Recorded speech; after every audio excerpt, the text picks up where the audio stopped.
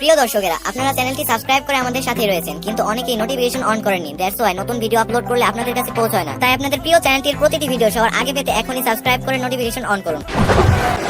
বল্টু, তোমার লজ্জা করে না? এই নিয়ে তুমি তৃতীয়বার কোর্টে এলে। স্যার, আমি তো মাত্র তৃতীয়বার আসলাম, আর আপনি তো প্রতিদিনই আসেন। তুমি নিজে হাতে তোমার মা বাবাকে গুলি করে মেরে ফেলেছো, এটা স্বীকার করার পর তোমার কি কিছু বলার আছে? আমি তো এতিমের অপরাধ মাফ করে দিন হুজুর। আচ্ছা ভাই, আপনার দোকানে কি চাই আছে? হ্যাঁ, অবশ্যই আছে। তো ভাই, দাম কত? মাত্র 450 টাকা। এক দাম বলেন ভাই, যে দাম বলছেন এ দামে তো এক জোড়া ভালো জুতা পাওয়া যায়। তা পাওয়া যায়, কিন্তু সে জুতা জোড়া কি গলায় ঝুলানোটা ঠিক হবে? আপনার লজ্জা করে না? আবার আমার দোকানে ফোন চুরি করতে এসেছেন। আমার কি দোষ? আপনি তো দরজার সামনে লিখে রাখছেন, ধন্যবাদ, আবার আসবেন। আচ্ছা ভাই, আপনার কাছে কি টয়লেট পেপার আছে? না ভাই, টয়লেট পেপার আজকেই শেষ হয়ে গেছে, এখন সিরিজ পেপার আছে, এটা দিয়ে কাজ চালিয়ে যান, কাল টয়লেট পেপার এনে দেবো। আচ্ছা ভাই, আপনার দোকানে কি সবকিছু পাওয়া যায়? হ্যাঁ ভাই, আমার দোকানে সবকিছুই পাবেন। বিস্কিট আছে?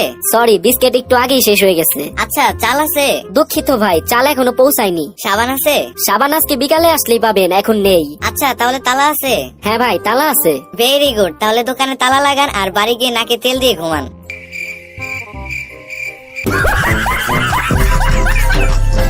জনাব বল্টু, আপনার কোর্টে আসতে এত দেরি হলো কেন? আপনার জন্য কোর্টের মূল্যবান সময় অপচয় হয়েছে, এর জন্য আপনার শাস্তি হতে পারে। হুজুর, রাস্তা দিয়ে আসার সময় আমার সাইকেলের নিচে একটা ছাগল পড়েছিল। তা ছাগলটা কি মারা গিয়েছিল? হ্যাঁ হুজুর, ও তো আমাকে জিজ্ঞেস করার সুযোগই দিল না ও মারা গেছে কিনা। বলেন কি? আপনার শাস্তির পরিমাণ তো আরো বেড়ে গেল। এমনিতেই আপনি কোর্টের মূল্যবান সময় নষ্ট করেছেন, তার উপরে আবার পশু হত্যা করেছেন, আপনার তো এখন ফাঁসি হবে। হুজুর, জেলে ভরবেন নাকি ফাঁসিতে ঝুলাবেন? যা করার তাড়াতাড়ি করেন, আমার হাতে এত সময় নেই। আমার আবার বাড়ি থেকে গরুকে খাওয়াতে হবে।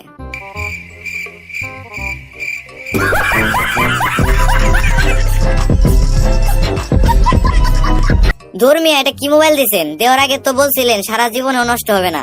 2 মাসও তো ব্যবহার করতে পারলাম না, এর মধ্যে নষ্ট হয়ে গেল। সারা জীবনের গ্যারান্টি দিয়েছিলাম তো ঠিকই, কিন্তু তখন আপনাকে দেখে মনে হয়েছিল আপনি বেশি দিন টিকবেন না।